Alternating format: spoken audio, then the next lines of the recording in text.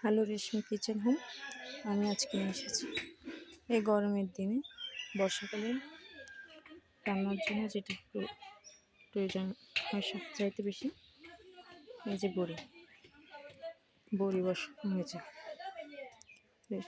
Kitchen হোমে রেশমি। আমি আপনাদের কাছে নতুন ভিডিও নিয়ে এসেছি বড়ি। হ্যাঁ, রেশমি কিচেন হোমের রেশমি। এই কিচেন হোমে আসলে বড়িগুলো রোদের সাহায্যে শুকানো হয়। তারা এগুলো বাড়িতেও চেষ্টা করে দেখতে পারেন। যারা বড়ি বসাতে জানেন না তারা এটা চেষ্টা করতে পারেন। আর এটা বসানোর জন্য আপনাদের কোনো উপকরণই লাগবে না।